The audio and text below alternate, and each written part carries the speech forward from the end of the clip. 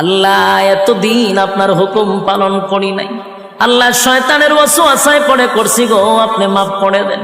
চোখের পানিগুলো ছেড়ে দিয়া যদি আল্লাহর দরবারে আপনি দরখাস্ত করেন, আমার আল্লাহ বলেন বান্দারে যৌবনকালে যদি একবার ডাক দেস, আমি ৭০ বার বান্দা তোর ডাকে জবাব দিই।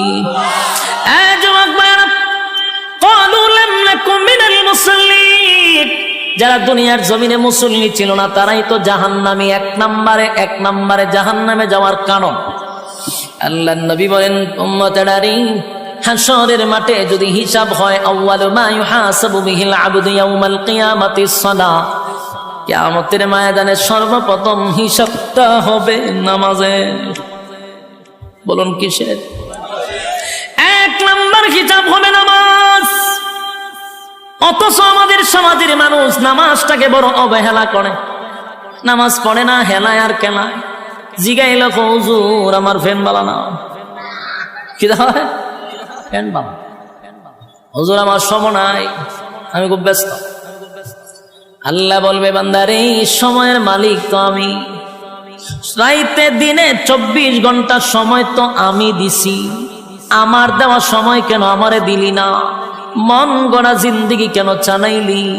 আমার দেওয়া সময় কেন আমারে দিলি না? ইমাম সাহেব মাদ্রাসার মুহতামিম যদি বলে আসেন না নামাজে যাই, উত্তর দেয় হুজুর সময় নাই। যেই লোকটা বলছে হুজুর সময় নাই, এই লোকটা দেখবেন বন্ধুদের আড্ডায় সময়ের অভাব নাই, চাকরিতে সময় আছে, ব্যবসাতে সময় আছে, বউ বাচ্চারের সময় আছে, বন্ধুদের আড্ডায় সময় আছে, বিপিএল খেলায় সময় আছে, আইপিএল খেলায় সময় আছে, বিশ্বকাপ খেলায় সময় আছে, ফেসবুক শরীফের সময় আছে, ইউটিউবের সময় আছে। সময় নাই শুধু আল্লাহর বেলা। আল্লাহ বলে বাংলা শুন, আমার দেওয়ার সময় আমার দিলি না,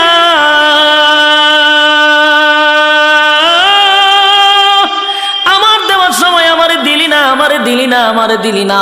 ১ নাম্বার কারণ হবে জাহান্নাম। ক্বালু লাম নাকু মিনাল মুসাল্লিন, জাহান্নামীরা চিৎকার দিয়া বলবে ও জান্নাতীরা, জাহান্নামে আসার ১ নাম্বার কারণ হলো ক্বালু লাম নাকু মিনাল মুসাল্লিন, তোমরা মুসল্লি ছিলা, আমরা দুনিয়ার জমিনে মুসল্লি ছিলাম না, তাই তো জাহান্নামে আসছি। জাহান্নামে আসার ১ নাম্বার কারণ হলো নামাজ।